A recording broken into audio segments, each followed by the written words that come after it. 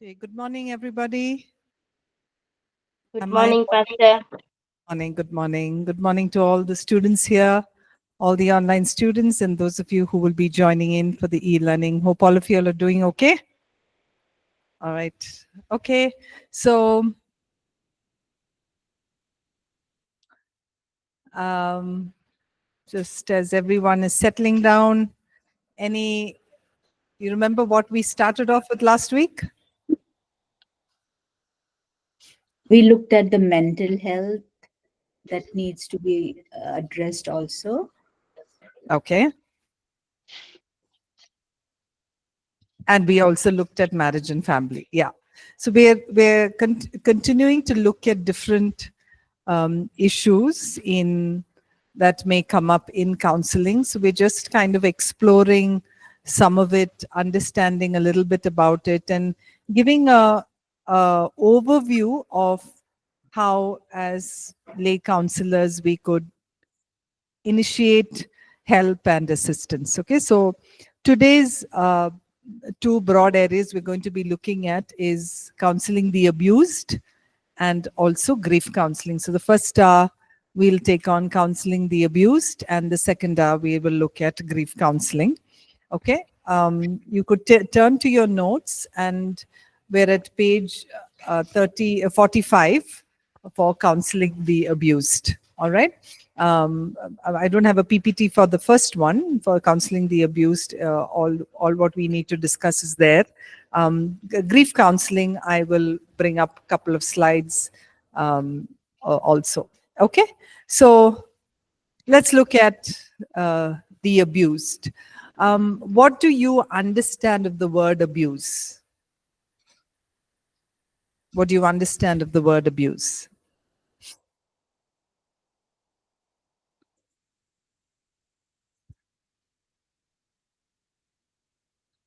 Yes? Okay, abuse is when you are misusing something that God is designed to be used well. Excellent, that's right. Yes, abuse just means something that is misused. Okay, so when we look at abuse can be of different kinds. Abuse to people can be of different kinds. It can be physical, it can be sexual, it can be emotional abuse. There can be a combination of some of these, some of all of this. So, abuse is not just when you are inflicting some kind of harm or pain to somebody else. Abuse can also, neglect can also fall under the category of abuse. What is neglect? The word neglect means not to completely not take care of or be indifferent to the care of somebody. All right, so that also, neglect is also a part of abuse. All right, so you got that? So it's not just when you're inflicting pain or harm to someone, even when certain needs are not being met. Basic needs, you know what basic needs are? What are the basic needs you and I need? Food, yes, food, water, housing, clothing, right, shelter. Those are basic needs that uh, you you get and you need to provide to have to even to physically survive. All right. So even when those are not, a neglect of those are there, is can also be called as abuse. All right. Or other kinds of needs where, like, emotional care, especially, let's say, parent to children, when a child is not being emotionally taken care of, is not supported in any way, maybe just the basic needs are met, but there isn't any kind of an emotional care, we would also label that as abuse. So we label that as abuse. Okay, all right. So to what population can abuse happen? What do you think? To who all can abuse happen? Hmm? Yes. So family members, could you specify when you're saying family members? Sister, children, and elderly. Children, elderly, very good. Who else? Father who drunks. Okay, spouse is, you're saying father. So who is the abuse to? Child. Yeah, so children, spouses, elderly are usually people who can be subject to abuse. All right. So let's just quickly look at some of what is the difference between each of these terms. All right. So physical abuse is a very easily recognizable form of abuse, right? Because it is inflicted to the body. It can be any kind of physical harm. It can be beating, hitting, pushing, pinching, biting, choking, throwing, um, any form of injury that you give with some kind of an object, like any external object like a stick or a metal piece, or even things that inflict burns, right? Any form of injury to the individual is what you call as physical abuse. So it causes physical injury, causing pain. All right. Now, physical abuse usually is also combined with verbal or emotional abuse. Is you just don't find someone who's physically inflicting pain and emotionally not. Generally, the two come together. All right. So, do we say that physical abuse, once let's say the injury is healed, there is no risk, or not risk, sorry, um, there is no internal pain? Do we think that once the physical injury is healed, whatever the physical hurt is healed, there is no internal pain? Is it associated to internal pain? What do you think? Yes, it is. Yes, sister. Yes, it is associated. Yes, it is associated to internal pain because of the kind of power and control that is being brought about in that relationship. Okay. The next we will look at is emotional abuse. If you look at between physical and emotional abuse, which is more easier to identify? Physical, absolutely. Physical is more easier to identify.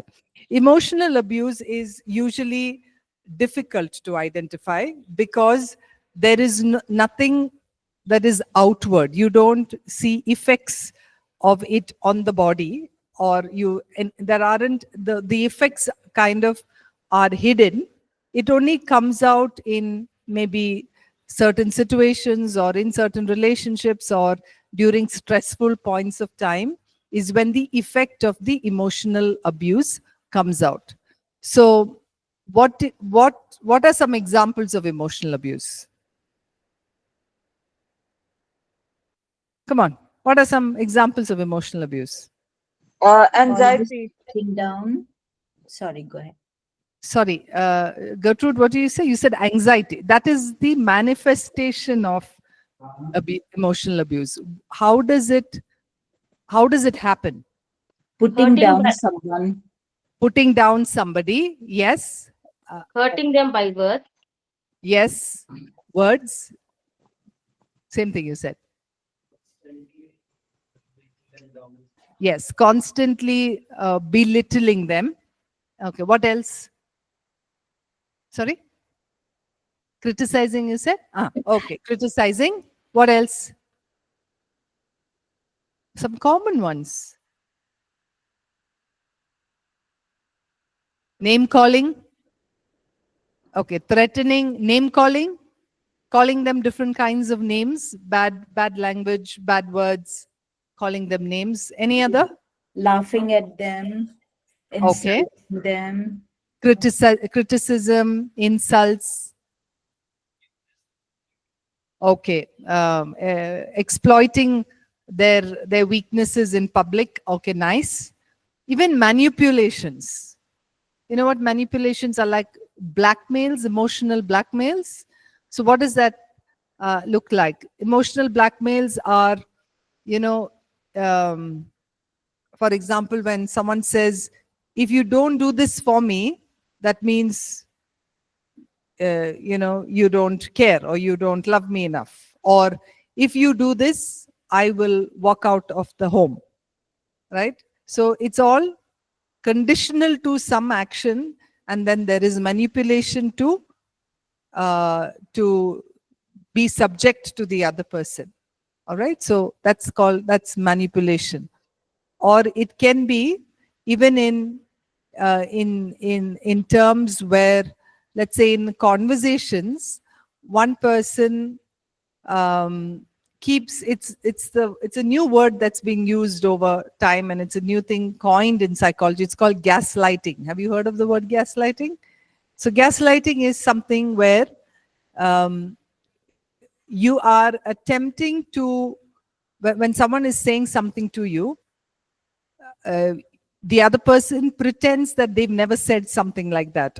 Okay, so like, for example, let's say between a husband and a wife, the wife tells the husband that, yesterday you said you don't love me, and so the husband gaslights by saying, I didn't say anything like that, you were imagining things, right? So in a way that makes them feel that what they have said or what they have done is not true, that they begin to second guess themselves. Okay, so these are all forms of emotional abuse, and that's why it is very hard to sometimes detect, or hard sometimes to even understand. Okay, because you tend to think it is your fault because someone has said something. You tend to think, okay, they've called me this name, or they belittle me because I'm actually not good enough, right? So then they begin to question their own identity, question their own worth, question who they are as people. All right, so that's why emotional abuse sometimes it's very deceptively done, but yet can be extremely dangerous to the person. Okay, clear? Are we all here? Okay. The next one is sexual abuse, and this is, as the term says, it's any type of sexual misconduct between an adult and someone who's a child. That is someone lesser than, actually it's 14 years of age. Okay. Yeah, or 14 years of age. Usually it is in a sense of, again, control, in a sense of power, where there is abuse that's happened. Now, sexual abuse does not only mean any form of just sexual intercourse. It could also be usage of pictures, material, even language that is used that can make a child uncomfortable, or any kind of media that is shown. All of this will come under sexual abuse. All right. Now, if there is a family member that that sexually abuses another family member, it's called incest. Okay, the word is called incest. So there are a lot of other categories that fall into this. Any kind of an act that puts a child at risk to discomfort, especially sexually, when it comes to sexual issues, is what is called a sexual abuse. All right. Okay. Madam, you said Yeah. only age 14 and below, but what if the wife is being sexually abused? So then that's more assault. Assault. It's more assault. Yeah. Yeah. Okay. So rape, Yeah. all of that comes under sexual assault. Okay. Right? Thanks. Okay. The next one is what we said is neglect. Neglect, as we said, is often very difficult to identify and define. And it generally is when basic needs are not met, of food, clothing, water, medical care. Emotional neglect can happen when there is no support from a parent to a child for any kind of emotional needs.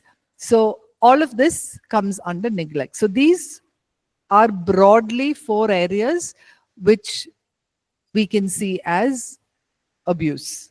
All right? Okay. Any questions? Any thoughts? Any questions?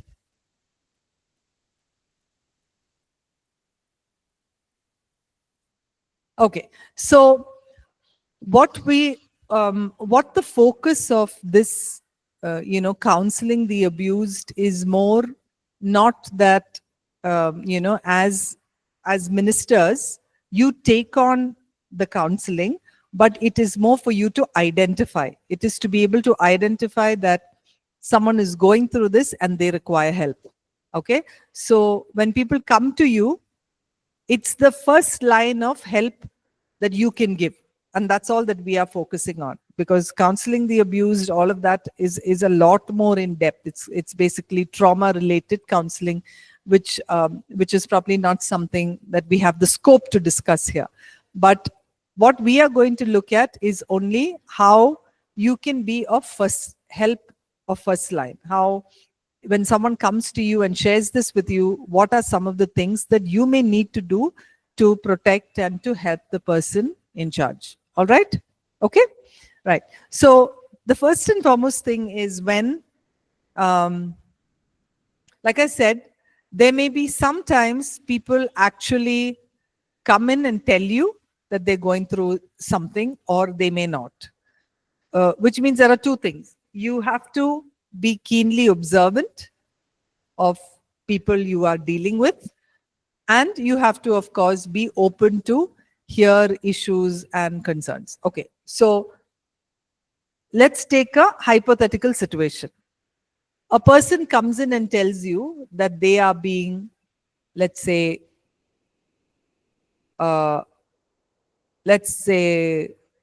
physically abused. You can't see anything. Maybe in the exposed areas of their body, you can't see anything, but they tell you that they're physically abused. What would you tell them? How would you respond?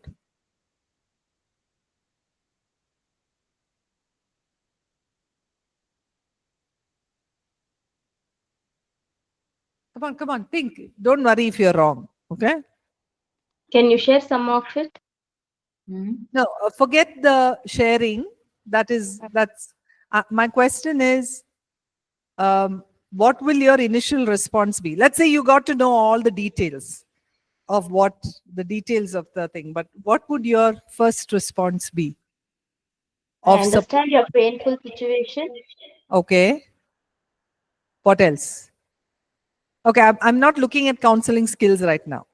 Okay, I'm looking for assistance. What's the kind of assistance that you would offer? I think the person will need some kind of affirmation. Okay. Affirmation. Okay. What else? The person should feel that you are going to support her and help her. Okay. Support and help. All right. Now, these may be all second level help. I'm talking about the first line of help. What would you do if someone comes in and tells you they're being physically hurt?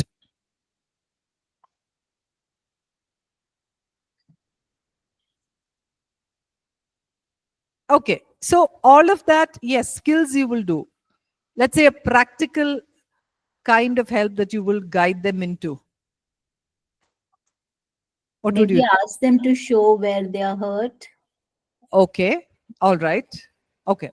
So remember, when there is any form of abuse, especially things that you are able to notice, the first and foremost thing is protection. Yes.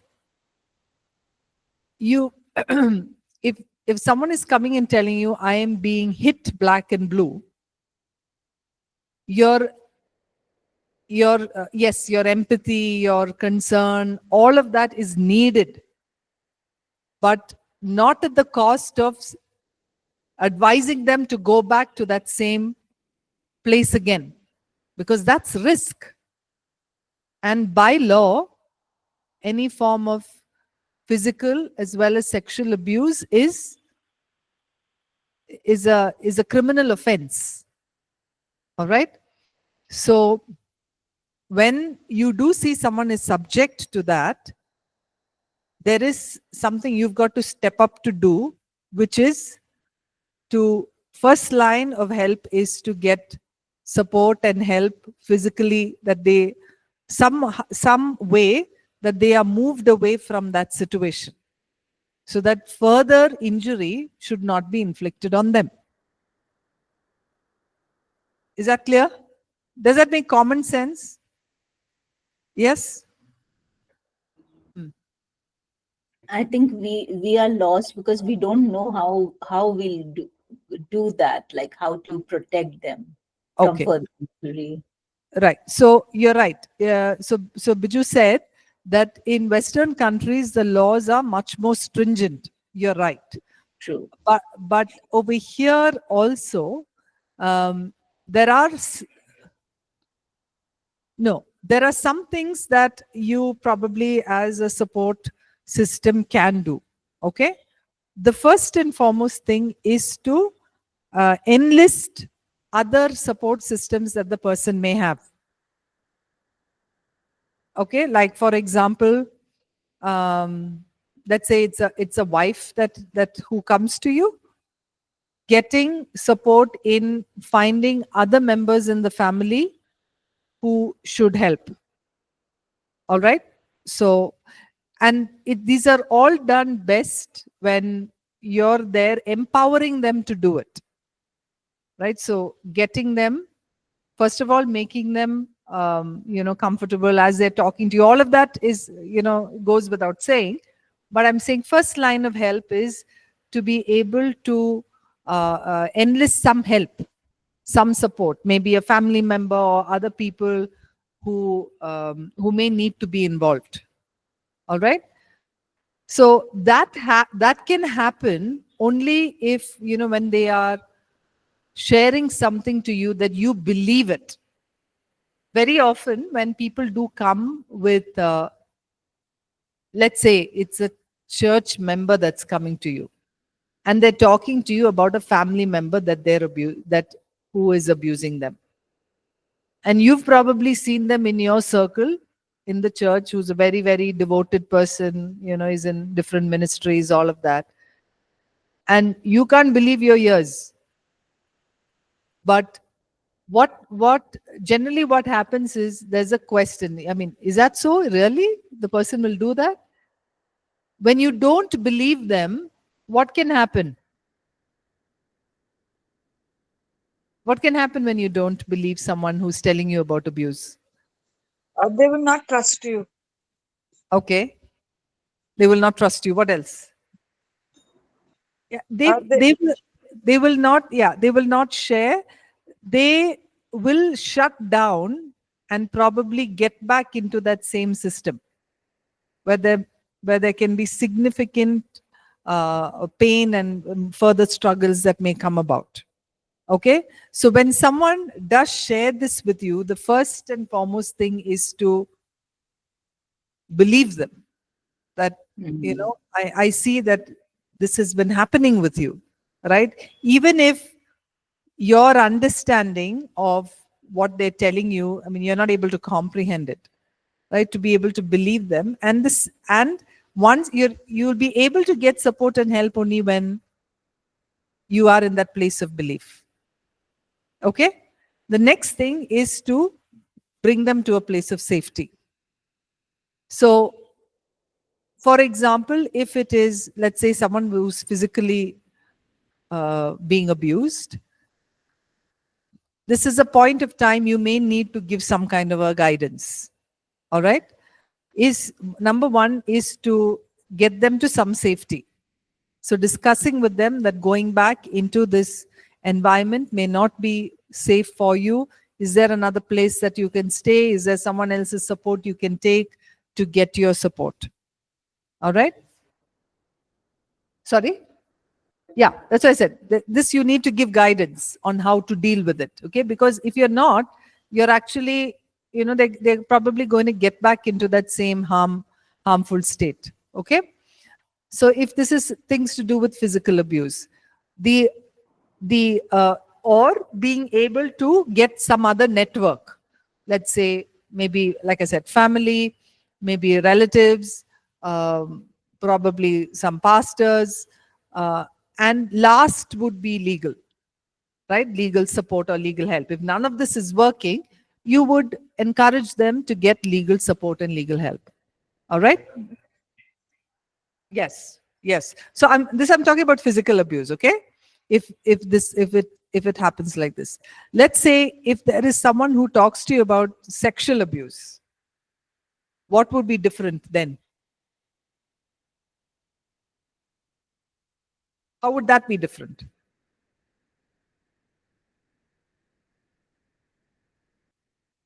Let's say a child comes to you and shares that they are being sexually abused. What would you do? Sorry, say that again. Correct. Yeah. So absolutely right. So especially when it comes to children, there may be a tendency to say, okay, they're not saying the truth, or they've misunderstood something. But it's important to speak to them and find out details about what they are experiencing as the abuse. All right. So as I said, any form of sexual abuse, if it is not reported, again, it's a criminal offense, right? So if any of this comes to you, the first and foremost thing is to get not, again, is it wise to question the abuser? Is it wise to question the abuser? Not yet, I think. Yeah. So it is not for you at that point of time to approach the abuser at all. That's not your prerogative. The most important thing is to ensure that it is being reported, right? Either to the family, first to the family, and then have the family make a legal report. Okay, because that is very, very needed. Otherwise, it becomes like a criminal offense if you don't have to report it, but you may need to encourage the family to report the abuse, right? Or to get some kind of a medical assistance where the medical legal procedures can take place. What if the person is very traumatized and doesn't want you to do anything, like too scared to take any step? So see, it is our point to advise them on the way forward, saying because it is a criminal offense, it is our point to advise them on the way forward. Now, it also depends on the setting that this is. Now, let's say this is within a church that happens, right? It has to be taken on head on, very, very seriously. Let's say you're going to a school and one of the children there comes up to you. You may need to take it to the head of the institution so that they could involve the parents and all of that. So depending on your setting, right, to be able to manage that. If in case, now let's say if it's a child who's really afraid, assuring them that now, since they have come in and told you that they've done a great job of it, and that there are going to be multiple people who are going to protect them of this. Usually, a lot of times, if you look at the you look at how abuse happens, especially sexual abuse happens, it doesn't happen just like that. There is something that's called grooming.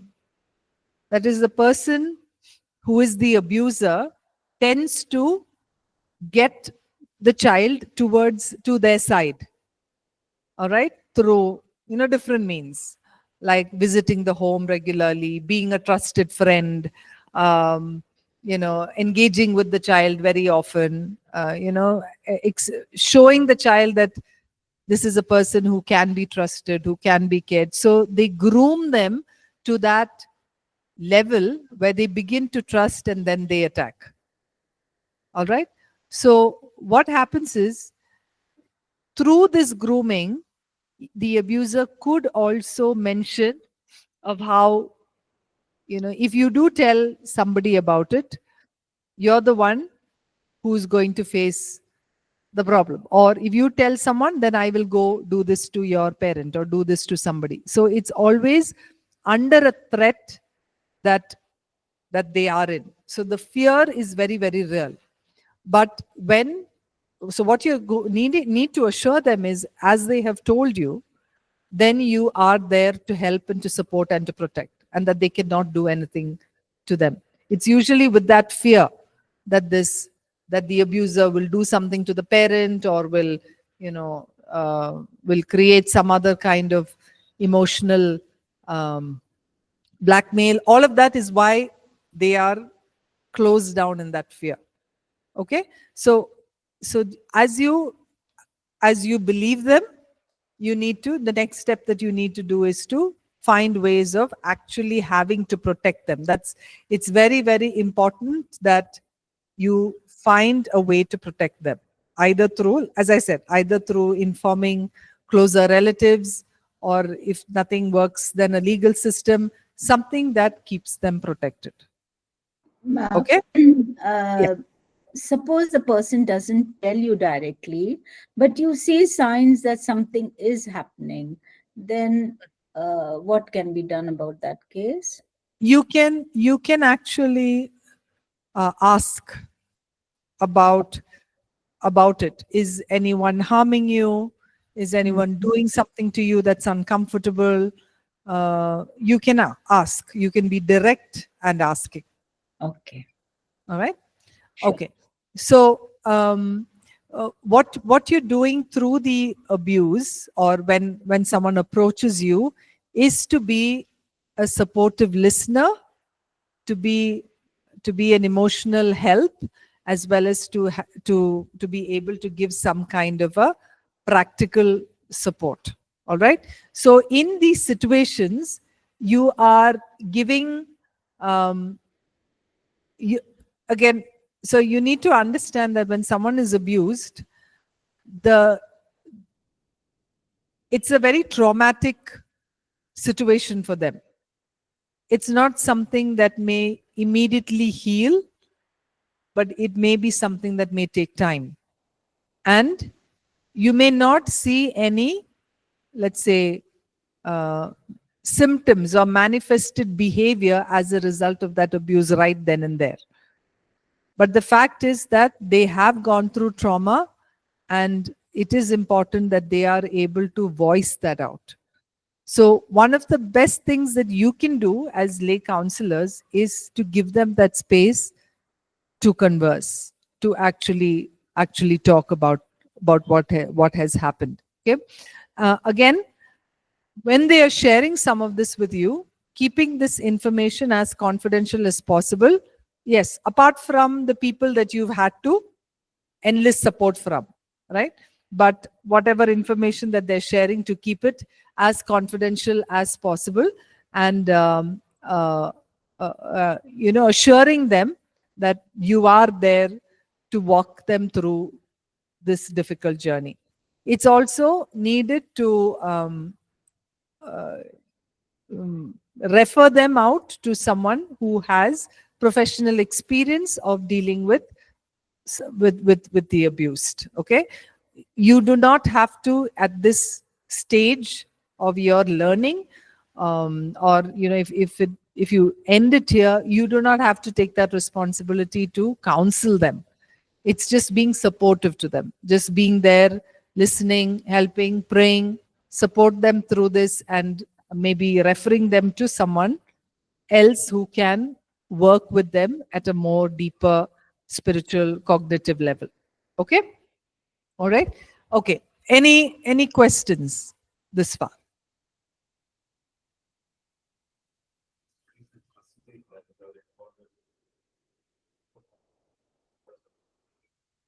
Abuse.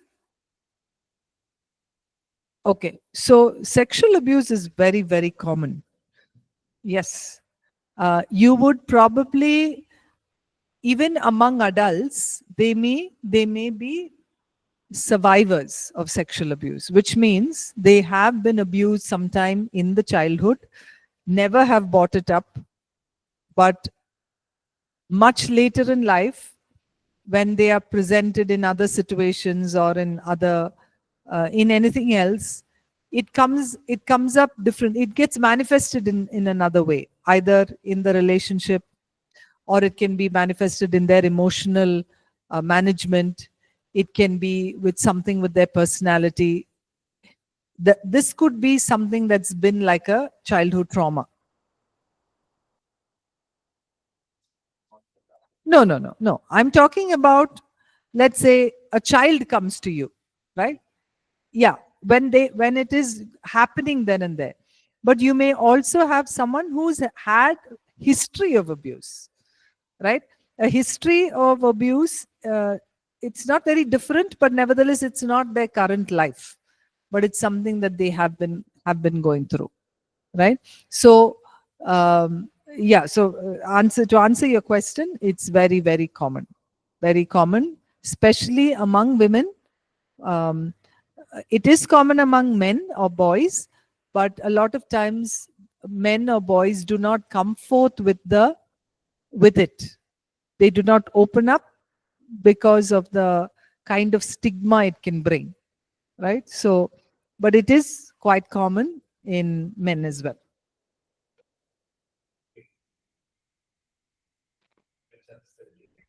Use the mic so they can also. In a church setting, supposing there is a Yeah. case of abuse, this type of sexual abuse, Uh. and the child is coming to you as a pastor, she is coming and disclosing everything. Is it okay to discuss this with the pastoral team, in the sense other elders in the church, and come to a consensus? I mean, what to do next? So, Type of- see, because of the sensitivity of the issue, it may be, I think to make a decision on something, you may need to speak to other elders, but try and keeping it to maybe just a few, rather than discussing it with an entire team, because there are many people involved in this, right? It'll be the parents, it'll be the child, it'll be the abuser. There are so many of those stakeholders are there. So, but one of the things that you need to definitely do is the abuser definitely not have the child or the parents stand there and interrogate the abuser, but you may need, as a pastor or as a leader in your church, you may need to confront and bring about whatever disciplinary measures from the church that is needed, that you will need to do, so that it doesn't continue happening with other members of the church.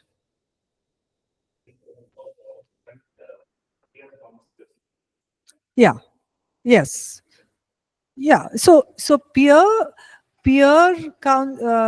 sharing is more not to really disclose information about who is this, what is which is the person, what happened. It's basically to help you in your intervention. So we do a lot of peer sharing, but we do not disclose the person, the identity of the person at all, right? But we discuss a case and find out how best to deal with it. So peer sharing is fine.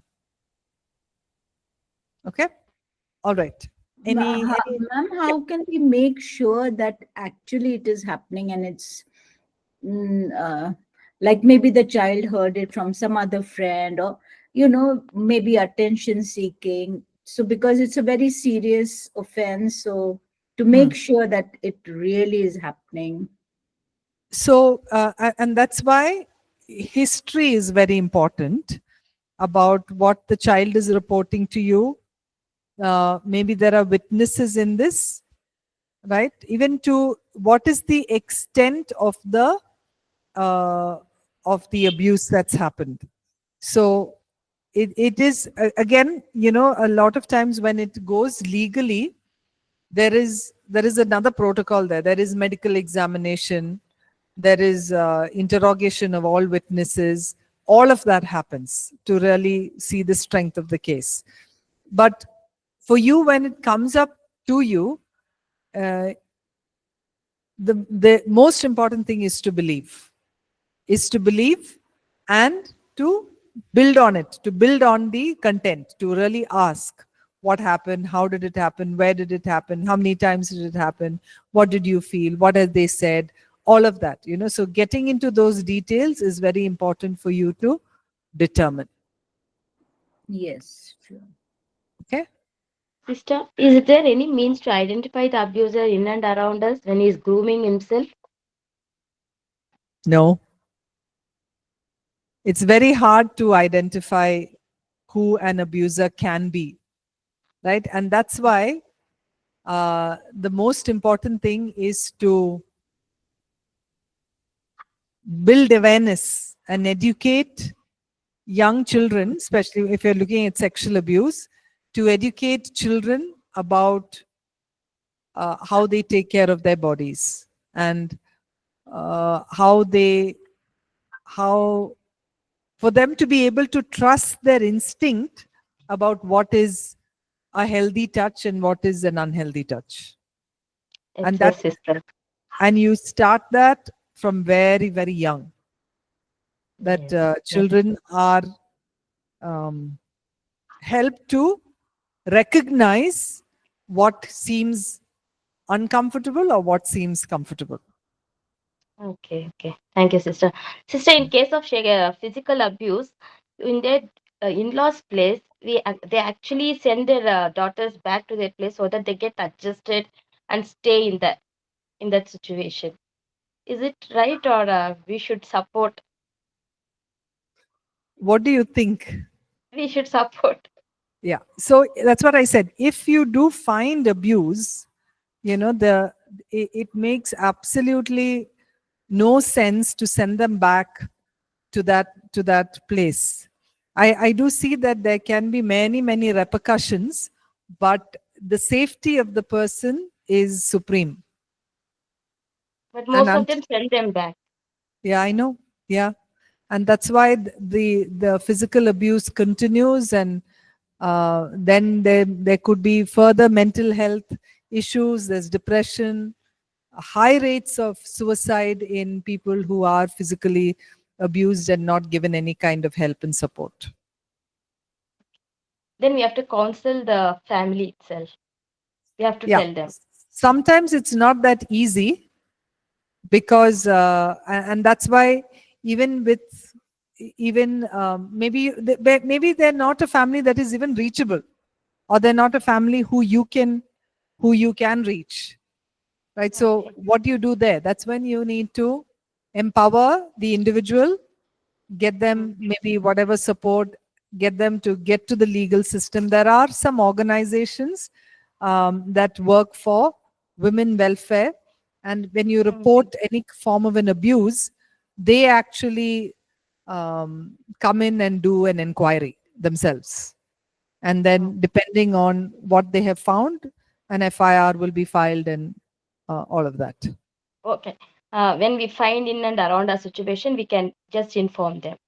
Yeah, you can actually share some, encourage them to get legal support, either walking into a police station or walking into any of these organizations. So in Bangalore, there are one or two organizations that actually help women who are abused, and they have a tie-up with the government, with police stations, and then they file an FIR. Okay. Okay, sister. Thank you. Yeah. Gertrude, you had a question? Yes, sister. What if there is a history of abuse and trauma manifests after many years? How can you help that person? Yeah, that's Because where, maybe you don't have all the details, but just knowing that it happened. yeah. So that's where, to encourage them to go in for counseling. There is a lot of, trauma-informed counseling that's there. People who've gone through significant trauma in life to be able to get support and help. So it may not be something that you may be able to handle, but there needs to be people who are specialized in it that may need to handle it.